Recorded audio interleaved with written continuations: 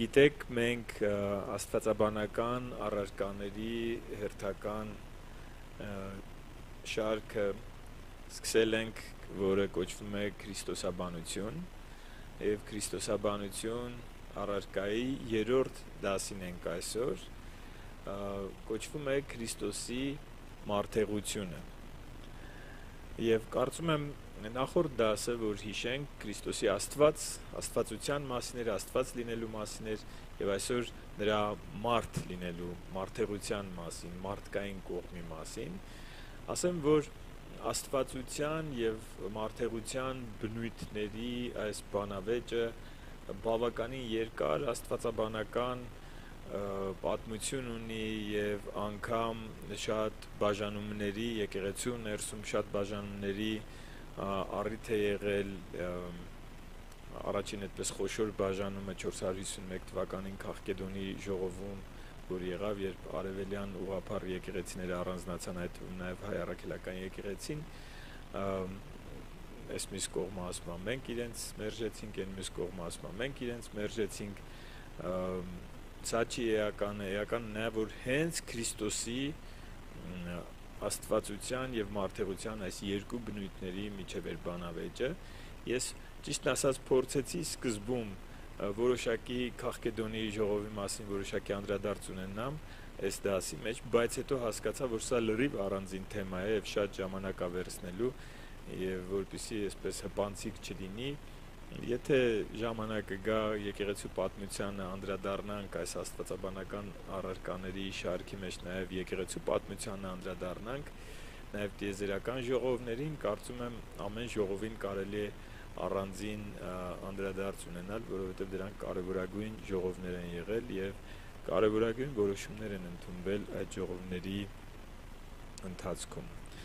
Հիմա գանք մեր թեմային։ Քրիստոս, նախորդ անգամ տեսանք, որ Աստծու խոսքը ասում է, որ ինքը 100%-ով Աստված էր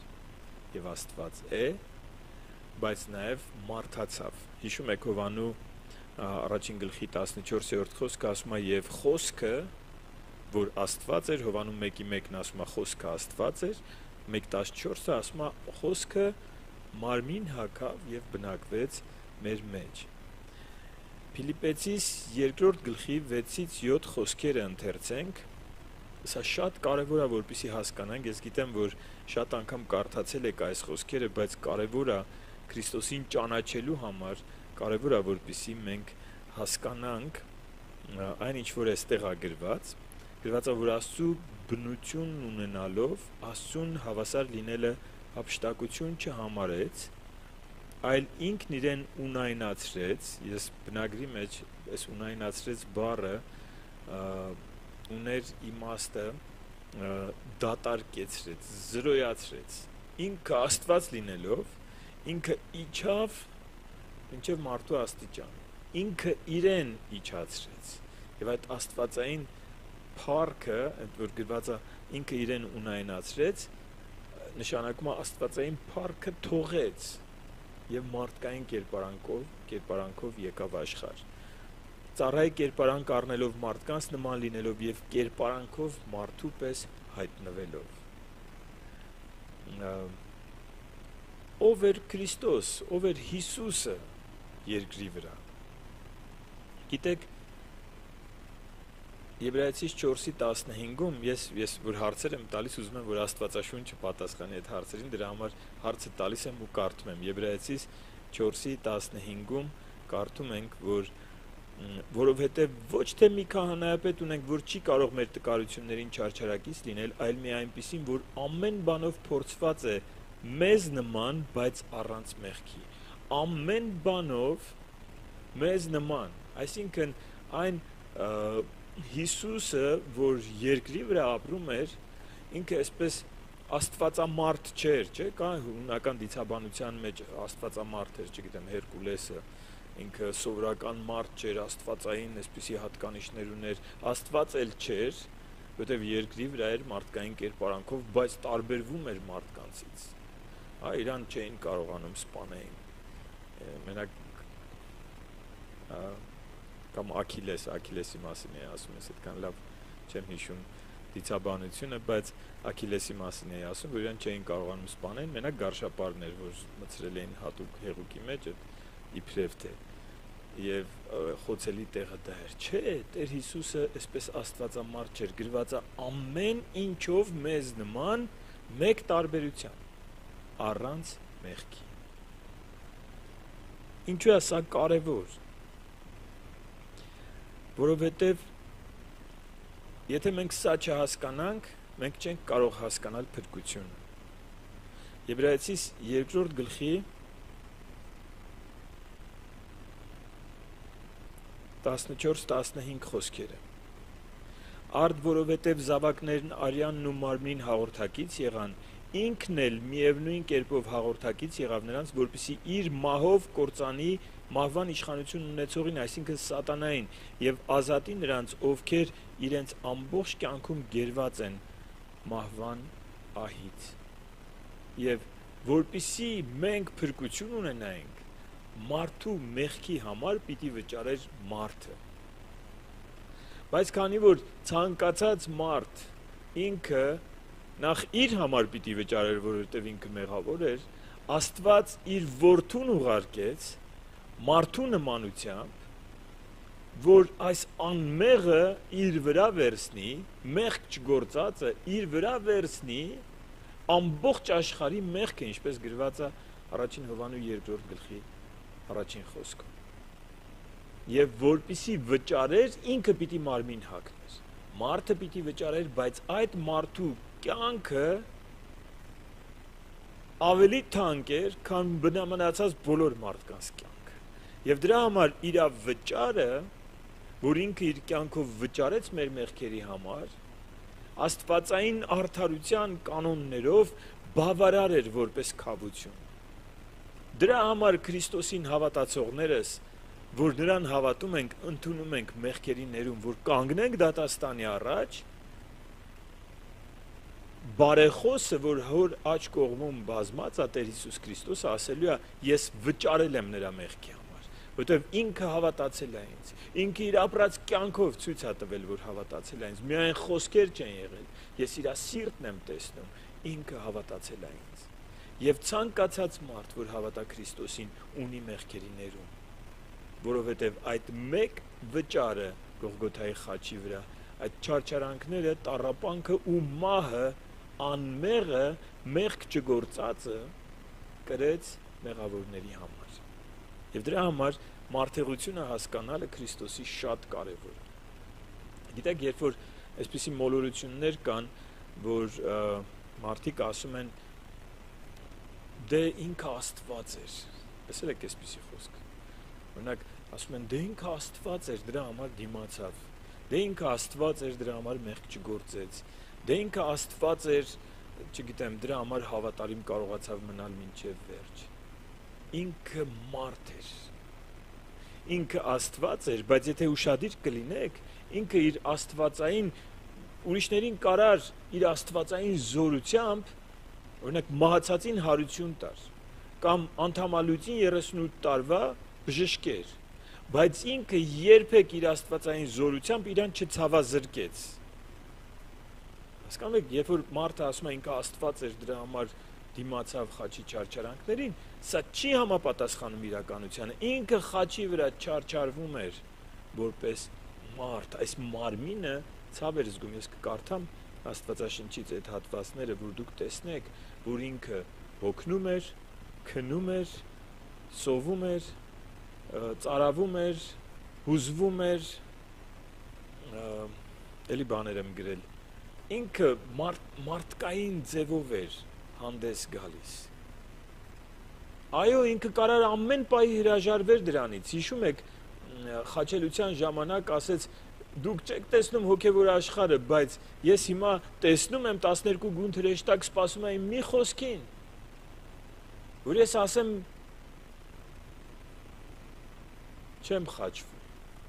Եվ իրանք այստեղ դուք չեք պատկերացնի ինչ ավերածություն կան։ Իմ մի խոսքին են սպասում, դրանով էլ ցույց էր տալիս իր Աստված լինելը, որովհետև հրեշտակներին հրամայողը, որ իր մի խոսքին են սպասում,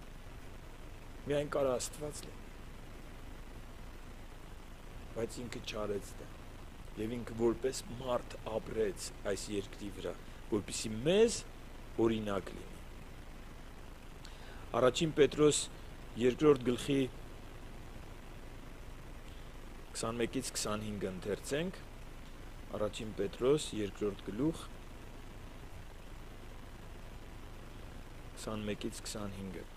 Որովհետև դուք հենց այդ բանի համար կոչվեցիք, քանի որ Քրիստոսն էլ ձեզ համար չարչարվեց եւ ձեզ օրինակ թողեց, որ իր հետքերով ընթանաք։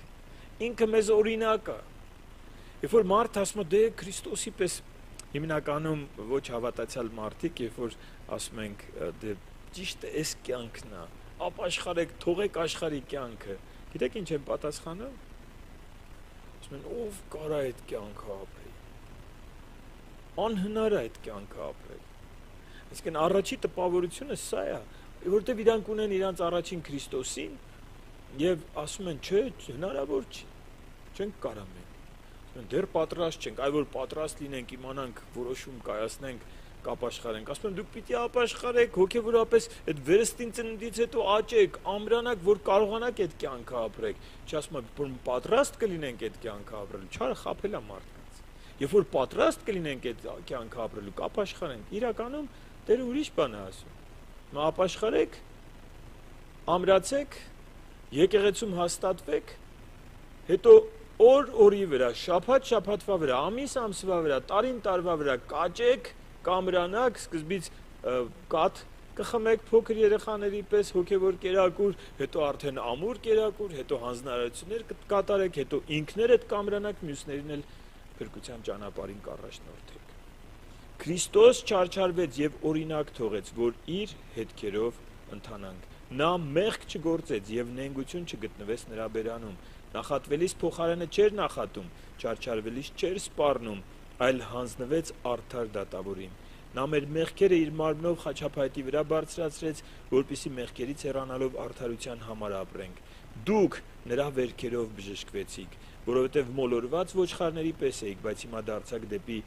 ձեր հոգիների հովիվն ու տեսուչը։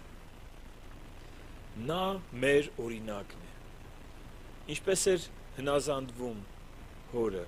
մեր օրինակն է։ Ինչպես էր վերաբերվում մեղավորներին, մեր օրինակն է։ Ինչպես էր վերաբերվում կեղծավորներին, մեր օրինակն է։ Ինչպես էր աղոթում, մեր օրինակն է։ Ինչպես էր ուրախանում, մեր օրինակն է։ Ինչպես էր լացում, մեր օրինակն է։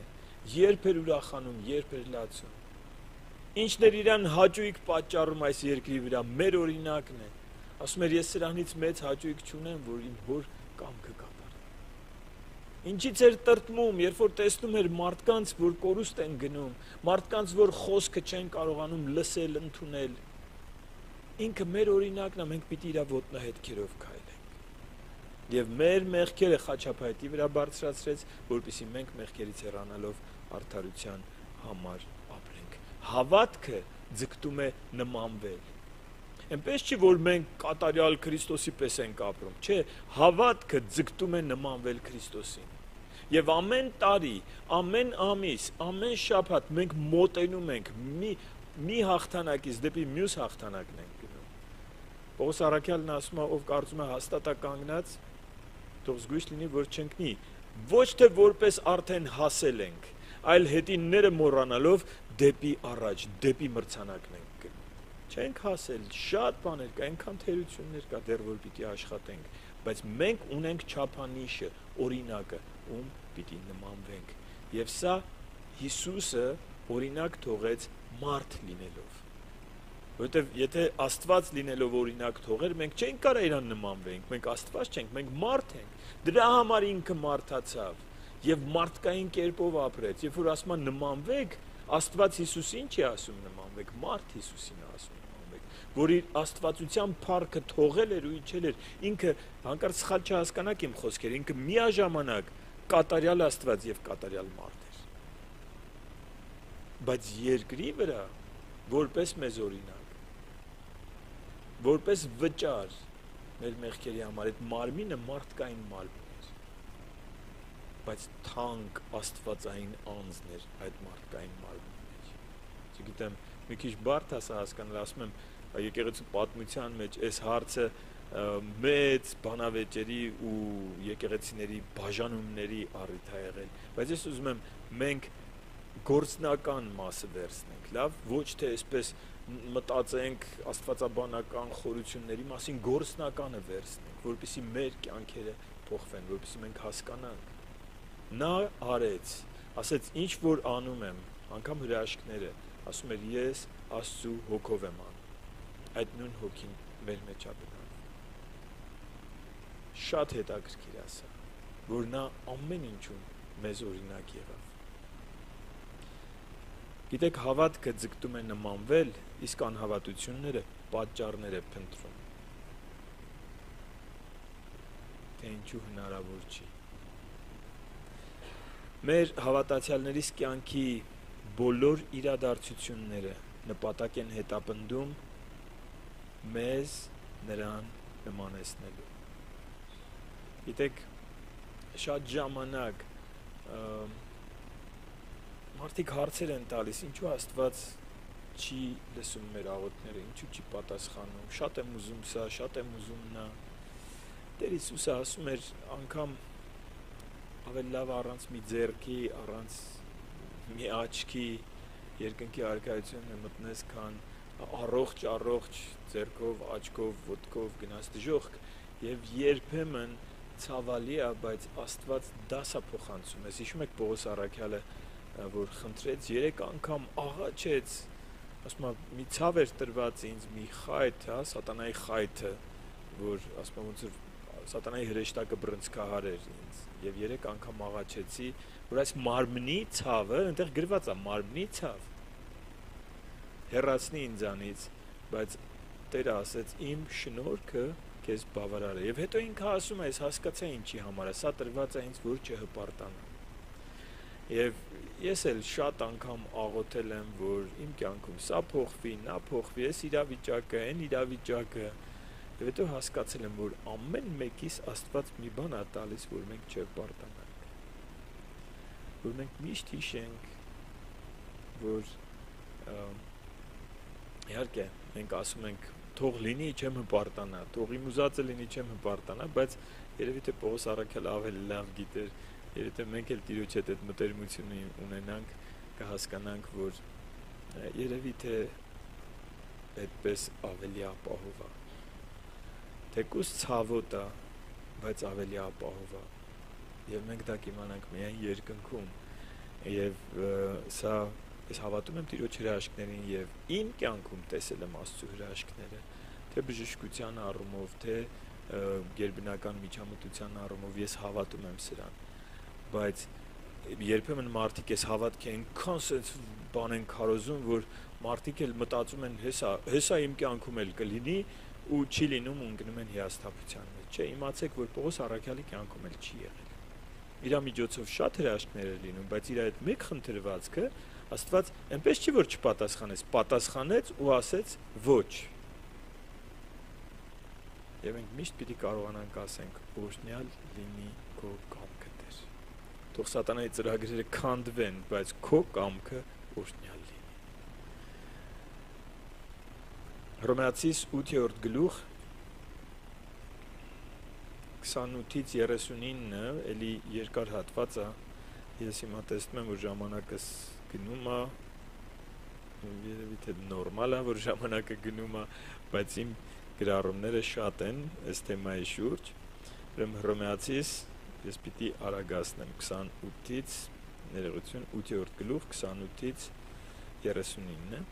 բայց գիտենք, հիմա եթե ինչ-որ մեկը նախորդ խոսքից մի քիչ ընկճվեց, ասեց, ես էլ մտածում եմ, հիմա դու աղոթելու ես իմ դժվարությունները անցնեն, իհարկե մենք ամեն անգամ այս ծառայության սկզբում աղոթում ենք ձեր հոգսերի համար եւ օգտվելով առիթից ասեմ, որ կարող եք հոգսերը գրել ուղիղ եթերի ժամանակ եւ մենք կաղոթենք եւ շատ վկայություններ ունենք։ Հիմա ժամանակը չի դասի, բայց մի հրաշալի վկայություն ենք, չէ՞, ստացել այս անգամ։ Դեռ ճշտման փուլում է դրա համար չեմ ուզում ասել, բայց այն որ իրապես գերբնական հրաշք է տեղի ունեցել, իրապես։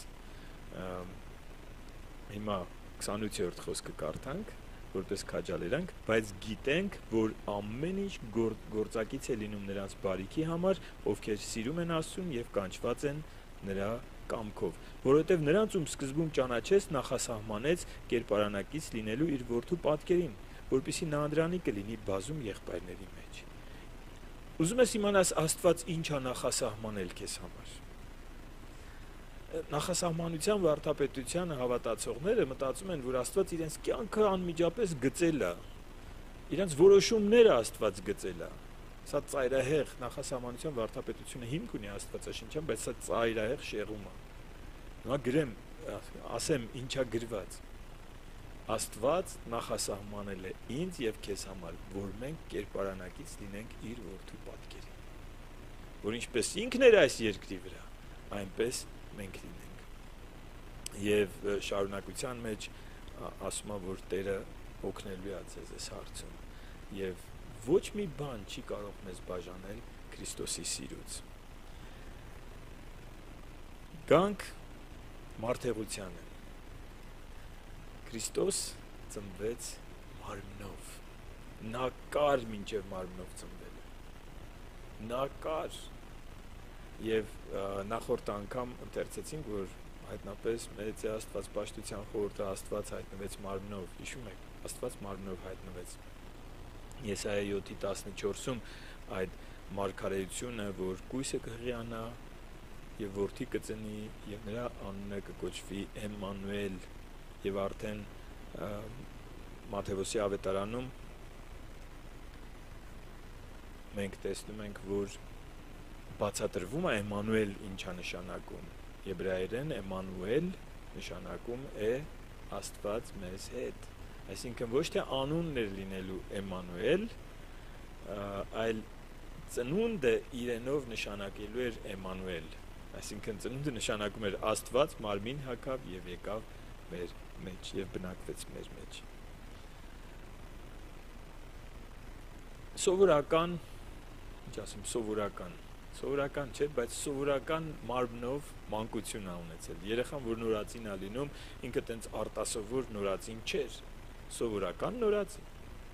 սովորական մանկություն, բայց Ղուկաս 2:40-ում գրված է, որ մանուկն աճում էր եւ զարգանում, լի իմաստությամբ եւ Աստծո շնորհը նրա հետ էր։ Ինքը մանուկ էր, որ սովորական զարգանում էր, բայց իմաստությունը կար իր մեջ եւ Աստծո շնորհն էր իր վրա։ Երբ որ հենց այդ նույն գլխում 19-52 հատվածը գրել եմ, բայց կարող եք տանը ընթերցել, երբ որ տաճարում, գիտեք, կորցնում են իրան, ծնողները գալիս են, հետո հետ են դառնում, տեսնում են տաճարում սովորեցնում է ինքը 12 տարեկան հասակում, որ անհանգստանում են, զարմանում են, գրված է, որ զարմանում են իր իմաստությամբ, ինքը ասում է, ես հորս տանը պիտի լինեմ, այսինքն մենք հասկանում ենք, որ այդ մանուկը գիտեր ով է ինքը եւ գիտեր ով է հայրը։ Մինչև 30 տարեկանը մենք այս դրվագից հետո չունենք որևէ նշում իր կյանքի մասին եւ շատերը այսպես հորինում են առասպելներ, ուր է գնացել, ինչ է արել, ոմանք ասում են Եգիպտոս է գնացել, սովորել է այնտեղ կրթություն է ստացել, ոմանք ավելի շատ բուդդիզմի կողմնակիցները ասում են գնացել է Տիբետ, այնտեղ հատուկ լամաներից գիտելիք է հավաքել։ Ես կարծում եմ, եթե Հիսուսը գնացած լիներ Տիբետ, այնտեղ բոլորը ապաշխարած կլինեին, որովհետև իր ուսուցումը նա էր, որ ես եմ միակ փրկության ճանապարհը։ Այնինչ Տիբեթում ընդունում են Հիսուսին, մեր հաջորդ դասը շատ հետաքրքիր է լինելու, եթե չեմ սխալվում, հենց հաջորդն է, որ ինչպես են ընկալում Քրիստոսին տարբեր կրոնների մեջ, մենք դրան կանդրադառնանք քրիստոսաբանության մեջ, բայց այնտեղ Քրիստոսին ընդունում են ընդամենը որպես մեծագույն մարդկության մեծագույն ուսուցիչներից մեկը։ Այնինչ Քրիստոս ասում է, բացի ինձանից չկա ուրիշ փրկության ճանապարհ։ Բոլորը ձեզ տանում են դեպի կործանում։ Եվ բնականաբար 12 տարեկանում իր հրյա վարդապետների հետ զրույցը մեզ փոխանցում է մի ճշմարտություն, այ որ Տիբեթից գային Երուսաղեմ սովորելու բան կլիներ, բայց Հիսուսը կարիք չուներ գնար Տիբետ ինչ-որ բան սովորելու, որովհետև հրյա վարդապետները իր իմաստության վրա զարմանում էին դեռ 12 տարեկան։ Եվ ես հավատում եմ, որ ինքը մինչև 30 տարեկանը ապրել է սովորական հյուսնի կյանքով։ Որովհետև այդպես էլ ասում էին, որովհետև ճանաչում էին Սամարիայում, ճանաչում էին Նազարեթում, ճանաչում էին Հիսուսին։ Սա Հովսեփի որդին է, հյուսնի որդին։ Եվ ինքը սովորական մարդկային կյանքով ապրել մինչև եկավ իր երկրային ծառայության ժամանակը։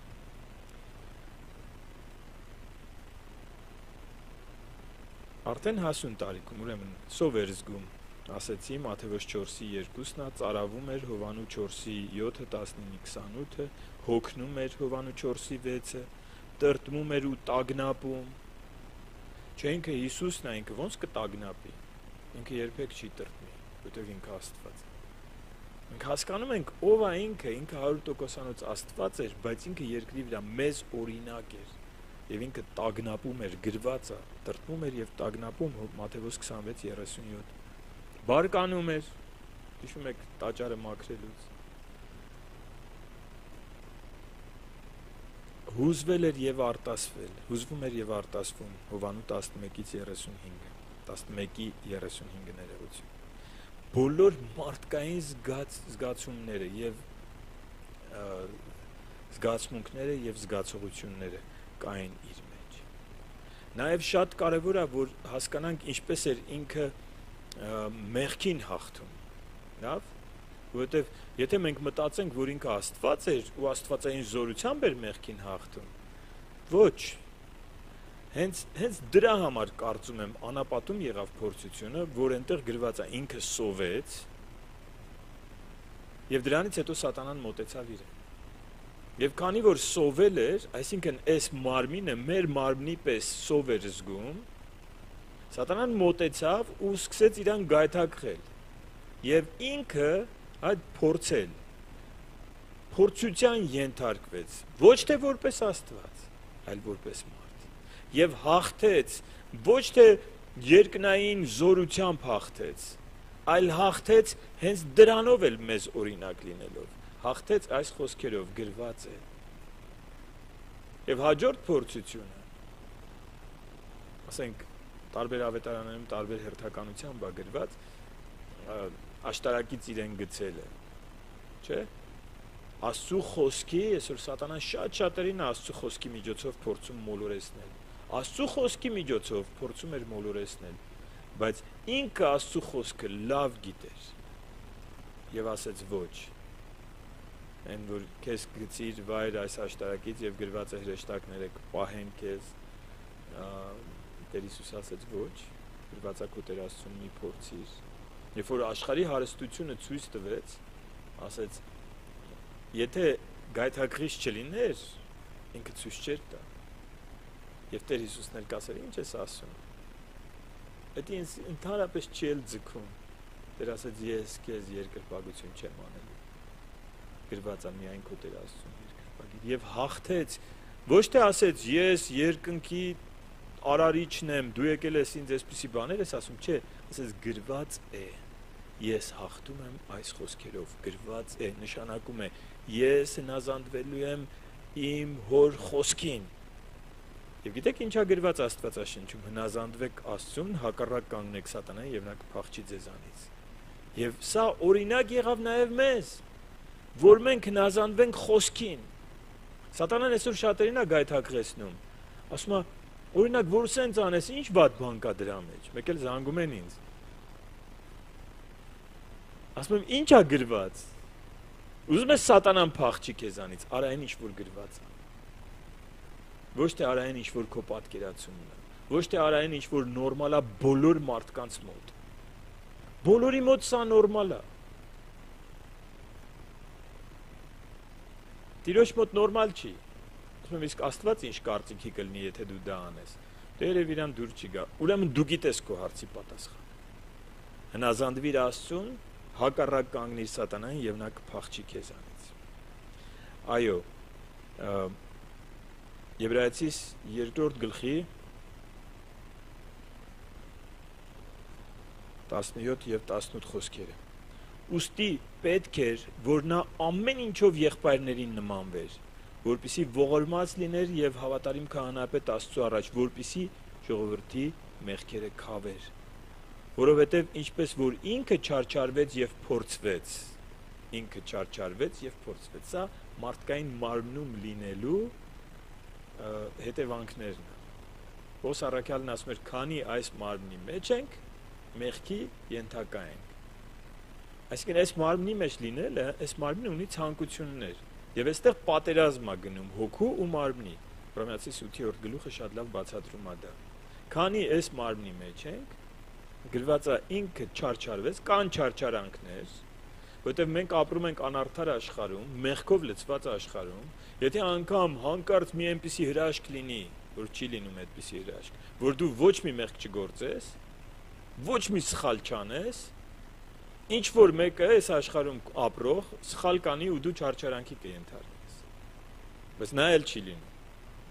Դրա համար մենք պիտի ոչ թե ոչ մի մեղք չգործենք, այլ մենք պիտի ձգտենք մեղք չգործելուն, իսկ գործելուց էլ անմիջապես ապաշխարենք։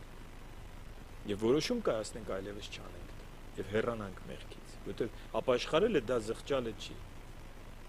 Ապաշխարելը դա մեղքից հեռանալու որոշումն է, չանելու որոշումը, արյուն թափելու չափ մեղքի դեմ պատերազմելու որոշումը,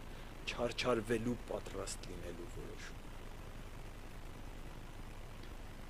Որովհետեւ ինչպես որ ինքը չարչարվեց ու փորձվեց, այնպես էլ կարող է օգնել փորձության ենթարկվածներին, որովհետեւ գիտի քո ցավը,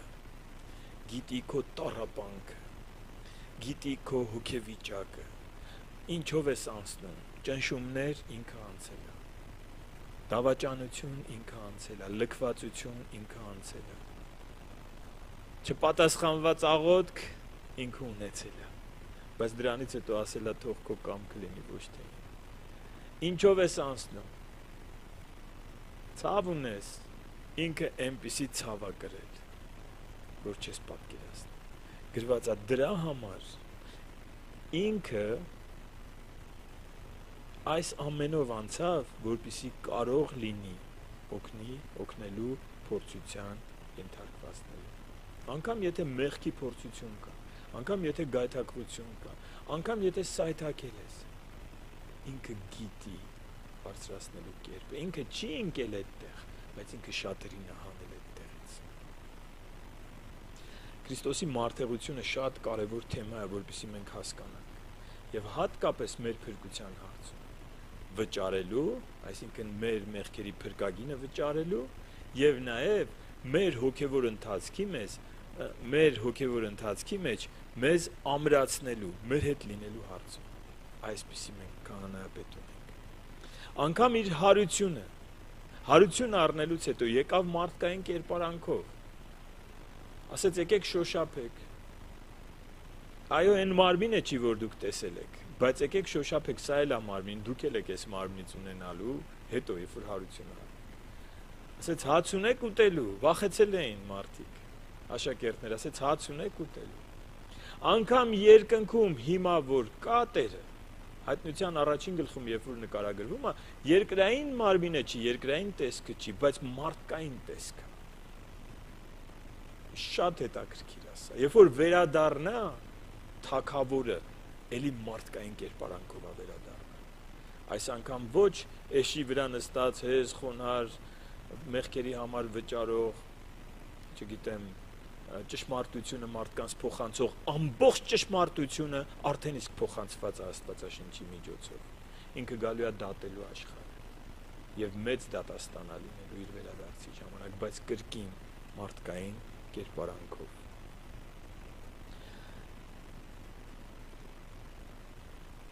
Շատ լավ, իմ ժամանակը կարծես լրացավ եւ ուզում եմ վերջին միտքը ասել, որ գիտեք պետք չի խճճվել։ Հիմա ես որ Քրիստոսին եմ դիմում, Աստված թե մարդ, այդպես չի, ինքը մեկ Քրիստոս է։ Այսինքն մեզ պետք չի հատուկ մտքի ինչ որ թռիչքներ ունենալ այս ամենը հասկանալու համար, ուղղակի պետք է հասկանալ, որ Աստված մարմին հագավ եւ երկրի վրա մեզ օրինակ եղավ որպես կատարյալ մարդ։ Կատարյալ Աստված գրված է իրան ունայնացրեց իջեցրեց մարդու աստիճան եւ օրինակ եղավ։ Օրինակ նշանակում է, եթե իր մոտ հաջողվեց դա, մեր մոտ էլ կհաջողվի։ Եթե ընկնենք էլ, նա մեզ կբարձրացնի։ Նա ամեն ինչով մեր նման եղավ, բացի մեղքից։ Բայց մեղք գործողների համար գրված է ապաշխարեք եւ Քրիստոսի արյունը կների։ Գրված է, որ նա քավություն է ամբողջ աշխարհի մեղքերի համար։ Եվ որպեսզի այդ քավությունը տեղի ունենար, նա պիտի մարթանար եւ մարմին ու արյուն պիտի ունենար, որպեսզի իր արյունը հեղվեր Գողգոթայի խաչի վրա, իր թանկ արյունը, որը մեզ փրկագին եղավ։ Եվ ոչ միայն փրկագին եղավ, այլ նաեւ գրված է, որ սրբում է մեզ ամեն օր, սրբում է մեզ ամեն անգամ, երբ որ մենք լույսի մեջ ենք բերում մեր մեղքերը, խոստովանում ենք եւ ապաշխարում։ Եկեք կանգնենք հավատքի։ Շնորհակալ ենք Տեր։ Աղոթում եմ հատուկ, որ այս աստվածաբանական ուսուցումը Տեր գործնական կիրառություն ունենա։ Ոչ թե մարդկանց աստվածաբանական բանավեճերի տանի, այլ գործնական կիրառություն ունենա։ Օրհնյալ ու փառավոր Տեր, խնդրում եմ ազատես մեզ ամեն սխալ պատկերացումներից, թող այս դասերը միայն մեզ մոտեցնեն քեզ ավելի լավ ճանաչելուն եւ հասկանանք այն խոսքերը, որ ընթերցեցի, հասկանանք Աստվածաշնչի խոսքերը քո մարդեղության մասին։ Դու մեծ զոհարեցիր անգամ մինչև խաչը, որ քո փառքը թողեցիր, Աստծուն հավասար լինելը հափշտակություն չհամարեցիր, այլ քեզ ունայնացրիր ու մարդկային կերպարանք, այն էլ ծառայի կերպարանք առար, որպեսզի ապրես մեր մեջ, որպեսզի ուսուցանես մեզ հասկանալի կերպով եւ նաեւ վճարես մեր բոլորի մեղքերի գինը, մեր փրկության վճարը, մեր փրկագինը։ Շնորհակալ ենք Տեր, սիրում ենք քեզ, պաշտում ենք քեզ եւ խնդրում ենք առաջնորդես մեզ մեր հետագա ընթացքի մեջ։ Հիսուս Քրիստոսի անունով ենք աղոթում։